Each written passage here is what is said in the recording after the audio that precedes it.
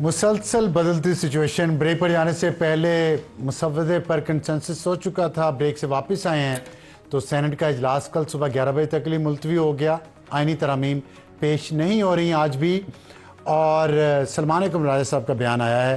انہوں نے کہا کہ ہمیں یہ مسودہ قبول نہیں ہے، اور انہوں نے یہ بھی کہا ہے کہ کانسٹیٹیوشنل بینچ کی جو ججز کی نامینیشن ہے وہ جوڈیشل کمیشن جس میں حکومت کے نمائندوں کی اکثریت ہو وہ اس کو نہیں مانتے، تو ظاہرہ بھی اختلافات ہیں جاری۔ اور مولانا فضل الرحمان صاحب نے بھی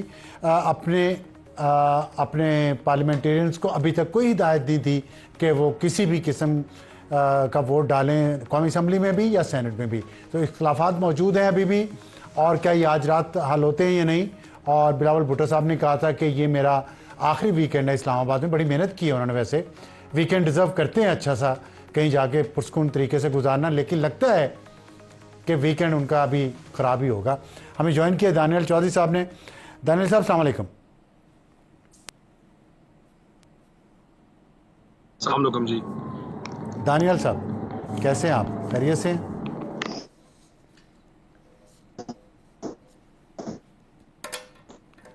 یہ آواز آ رہی ہے آپ کو؟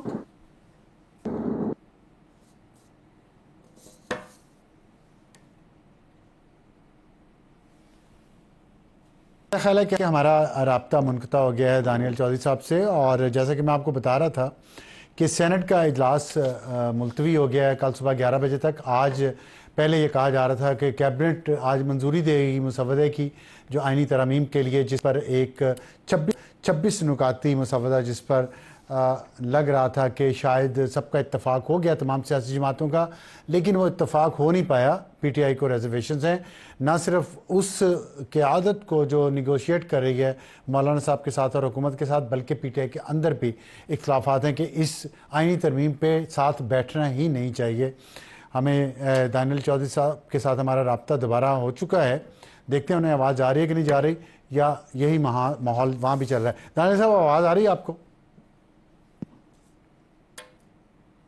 جی آ رہی ہے، بالکل آ رہی ہے جی۔ آپ کو آ رہی ہے آواز؟ جی آ رہی ہے۔ سلمان اکرم راجہ صاحب نے کہا کہ ہمیں تو منظور نہیں ہے یہ مسودہ، کوئی کنسنسس نہیں ہوا۔ مولانا صاحب نے بھی کہہ دیا ہے کہ ابھی آپ ووٹ نہ ڈالیں، ہدایت کوئی نہیں دی انہوں نے تو، اور سینٹ کا اجلاس بھی کل تک ملتوی کر دیا گیا ہے، کیبنٹ کی میٹنگ بھی نہیں ہوئی، تو آپ کا تو معاملہ ابھی تک وہیں اٹکا ہوا ہے، کوئی اس میں پروگریس تو نہیں ہوئی؟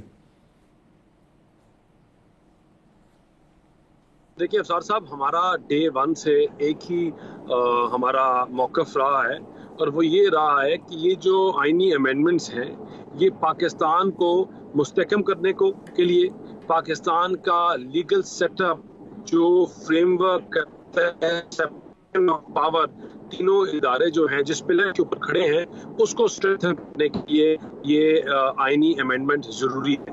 اور ہم ڈے ون سے یہ کہہ رہے ہیں کہ ہم جو ہے اس ترمیم میں، اور انشاءاللہ اپنی جتنی بھی سیاسی جماعتیں ہیں ان کو ساتھ لے کے چلیں گے۔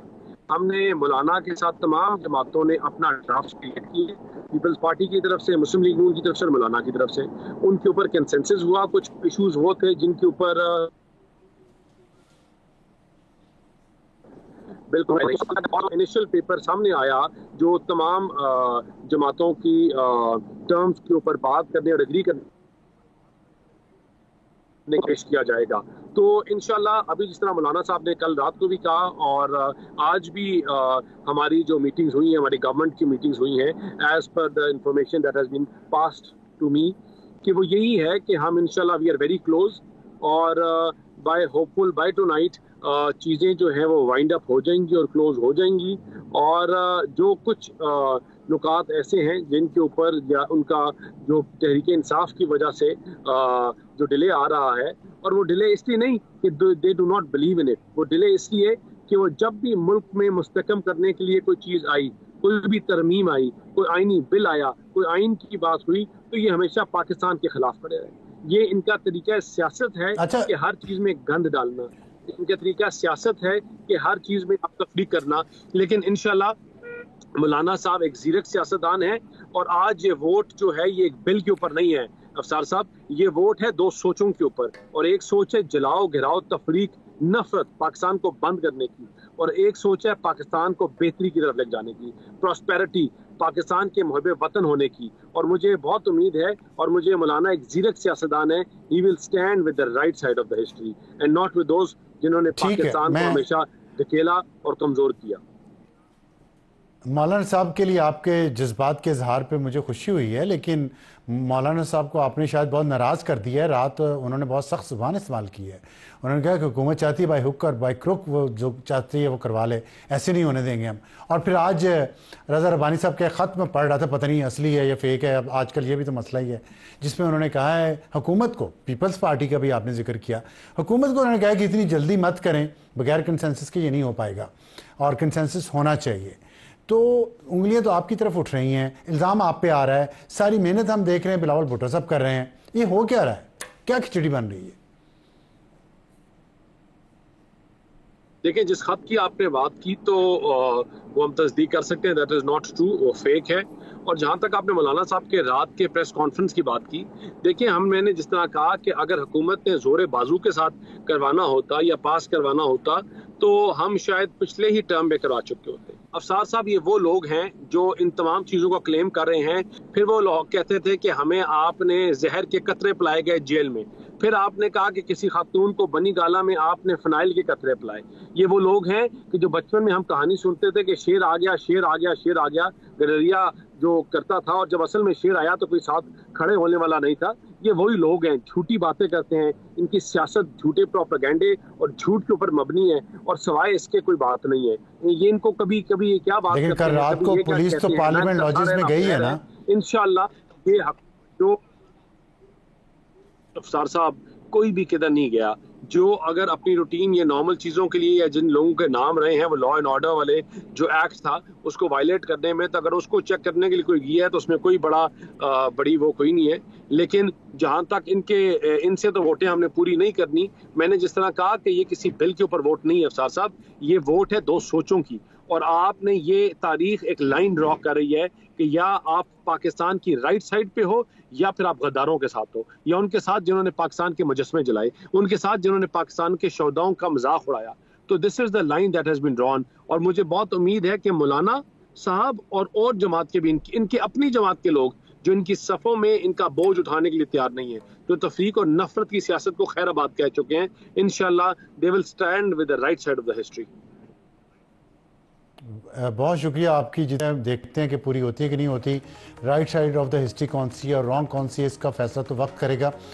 لیکن اس وقت ہے ایک بریک کا. بریک کے بعد واپس آئیں گے تو ہمارا آج کا ایڈیٹوریل کہ جو جھوٹی خبریں ہیں اور جھوٹ ہے وہ اس ملک میں کیسے آگ لگا رہا ہے, یہ ہوگا ہمارا آج کا ایڈیٹوریل ایک چھوٹے سے بریک کے بعد.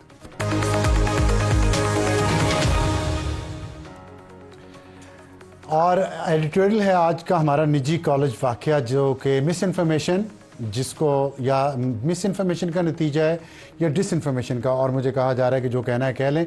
اب اس میں مس انفارمیشن اور ڈس انفارمیشن میں فرق یہ ہے کہ مس انفارمیشن بائی مسٹیک ہوتی ہے اور ڈس انفارمیشن پلاننگ کے ذریعے ہوتی ہے. جو کچھ ہوا لاہور میں اور اس کے وہ فسادات جو پھیلے پھر راول پنڈی اور اب اسلام آباد میں, اس میں اب تک 380 طلبہ گرفتار ہو چکے ہیں.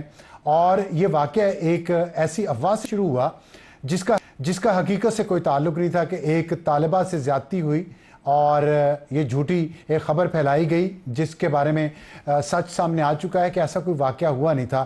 لیکن اس کی بنیاد پر جس طرح منظم مہم شروع کی گئی, پاکستان سے باہر بیٹھے ہوئے کچھ لوگوں نے اس پر جتنا کام کیا اور جس طرح آگ بھڑکائی, یہ ایک بہت ہی تشویشناک خبر ہے. اور اس کی وجہ یہ ہے کہ بعض لوگوں کا خیال یہ ہے, خاص طور پہ ینگ جنریشن کا, کہ جو طلبہ ہیں ان کے اندر غصہ بھرا ہوا ہے اور باتوں سے اور وجوہات سے, جو ملک کے حالات ہیں, اور کچھ ہراسمنٹ کے واقعات ایسے بھی ہوتے ہیں جو کہ طلباء کو تنگ کرتے ہیں.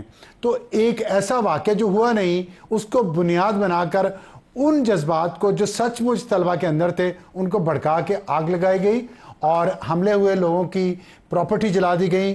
گجرات میں ایک سیکیورٹی گارڈ بے گناہ اس کو قتل کر دیا گیا, بلڈنگز پر حملے ہوئے, کلاس رومز توڑے گئے, اور جو وہاں پہ ایئر کنڈیشنر تھے, جو کمپیوٹر سے اور دوسری املاک تھی, وہ اٹھا کے چوری کر کے لے جائی گئی, اور یہ سب کچھ طلبہ نے کیا. اور پنڈی میں جو ہوا کل, اس میں پیٹرول کی بوتلیں, ہاکیاں, بیس بال کے بیٹ یہ طلبہ نے اٹھائے ہوئے تھے. موٹر سائیکلوں کو آگ لگائی انہوں نے, جو سائنس کی لیب تھی وہ تباہ کر دی, اور جتنا سامان تھا وہاں سے اٹھا کے لے گئے. اور اس پہ اگر میں آپ کو مثال دوں اس ویسٹرن ورلڈ کی جو ترقی یافتہ ممالک ہیں, اس میں کچھ عرصہ پہلے آپ کو یاد ہے برطانیہ میں کیا ہوا تھا, اسی طرح ایک جھوٹی خبر پہ وہاں بھی ہنگامے اور فساد ہوئے تھے, لیکن وہاں کی عدالتوں نے 24 گھنٹے کام کیا, اور ان 24 گھنٹوں میں جب انہوں نے کام کیا تو وہاں 12 سال کی عمر سے لے کے 69 سال تک کی عمر کے 250 لوگوں کو سزائیں دیں, اور سزا پانے والوں میں 33 افراد کی عمریں 21 سال سے کم تھیں. اور یہاں پہ اب لوگ فساد پھیلا کے آگ لگوا کے معافیا مانگ رہے ہیں. کوئی کہہ رہا ہے بچے ہیں چھوڑ دیں, کوئی کہہ رہا ہے بزرگ ہیں چھوڑ دیں, کوئی کہہ رہے ہیں عورتیں ہیں چھوڑ دیں. لیکن جو قانون کا نفاذ کرنے والے ممالک ہوتے ہیں وہاں پہ قانون کا نفاذ ایسے ہوتا ہے جیسے برطانیہ میں ہوا, اس کے بعد وہاں فساد نہیں ہوئے. ہمارے یہاں ہر تیسرے چوتھے دن فساد ہوتا ہے. اور یہاں پہ ایک فیصل جٹ صاحب نامی آدمی ہیں, میں انسان کہنے لگا تھا, سوری اباؤٹ دیٹ, وہ انہوں نے باقاعدہ اپنے یوٹیوب چینل کے ذریعے, ٹویٹر کے ذریعے, ٹک ٹاک کے ذریعے انہوں نے اس بچی کی موت کی خبر بھی دے دی. افواج, جھوٹی خبر, گرفتار ہوئے, اس کے بعد کو رہا کر دیا, اور ان وکلا نے اس عدالت میں اس جج کے سامنے اس کے منہ پہ نعرے لگائے. برطانیہ کی عدلیہ کا بتا دیا کہ وہاں پہ کیسے فیصلے ہوتے ہیں اور ہمارے یہاں کیسے فیصلے ہوتے ہیں. اس پہ چیف منسٹر مریم نواز نے کہا تھا کہ میں قانون کے مطابق فیصلہ کروں گی. تو گڈ نائٹ.